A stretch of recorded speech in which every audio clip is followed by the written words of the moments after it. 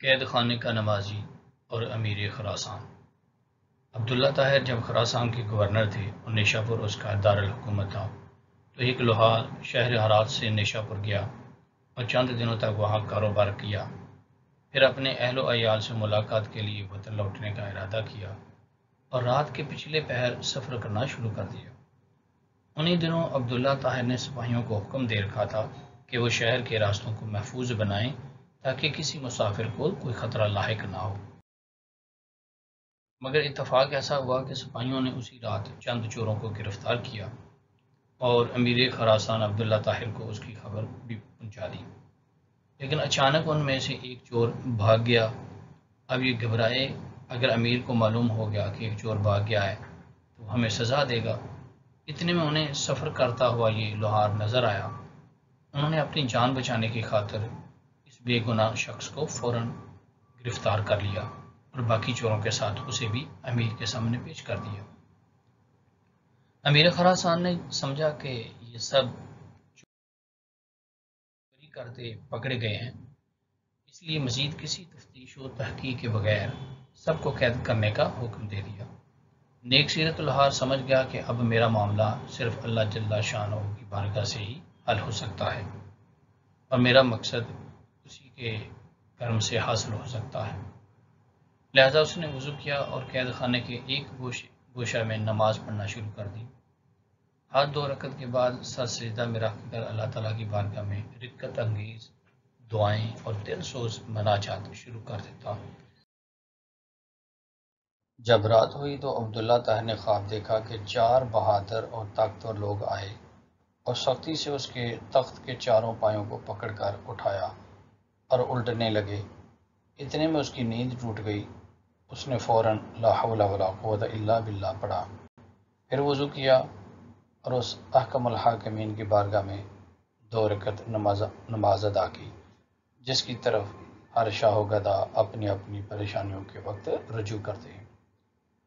اس کے بعد دوبارہ سویا تو پھر وہی خواب دیکھا۔ اس طرح 4 مرتبہ ہوا۔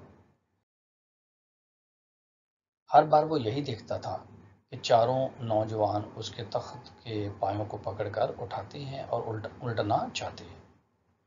امیر خراسان عبداللہ طاہر اس واقعے سے گھبرا گئے اور انہیں یقین ہو گیا کہ ضرور اس میں کسی مظلوم کی آہ کا اثر ہے۔ جیسا کہ کسی صاحب علم و دانش نے کہا ہے، لاکھوں تیر اور بھالے وہ کام نہیں کر سکتے جو کام ایک بڑھیا صبح کے وقت کر دیتی ہے۔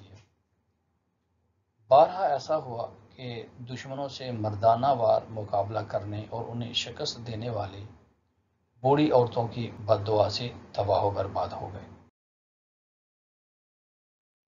امیر خراسان نے رات ہی میں جیلر کو بلوایا اور اسے پوچھا کہ بتاؤ، تمہارے علم میں کوئی مظلوم شخص جیل میں بند تو نہیں کر دیا گیا؟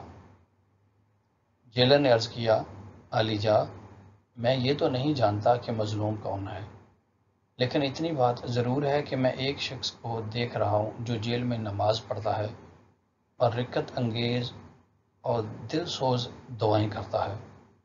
امیر نے حکم دیا اسے فوراً حاضر کیا جائے۔ جب وہ شخص امیر کے سامنے حاضر ہوا تو امیر نے اس کے معاملے کی تحقیق کی۔ معلوم ہوا کہ وہ بے قصور ہے۔ امیر نے اس شخص سے معذرت کی اور کہا، آپ میرے ساتھ 3 کام کیجیے۔ نمبر 1، آپ مجھے معاف کر دیں۔ نمبر 2، میری طرف سے 1000 درہم قبول فرمائیں۔ نمبر 3، جب بھی آپ کو کسی قسم کی پریشانی درپیش ہو تو میرے پاس تشریف لائیں تاکہ میں آپ کی مدد کر سکوں۔ نیک سیرت لوحار نے کہا، آپ نے جو یہ فرمایا کہ میں آپ کو معاف کر دوں تو میں نے آپ کو معاف کر دیا، اور آپ نے جو یہ فرمایا کہ 1000 درہم قبول کر لوں تو وہ بھی میں نے قبول کیے، لیکن آپ نے جو یہ کہا ہے کہ جب کوئی پیش آئے تو میں آپ کے پاس آؤں، یہ مجھ سے نہیں ہو سکتا۔ امیر نے پوچھا، یہ کیوں نہیں ہو سکتا؟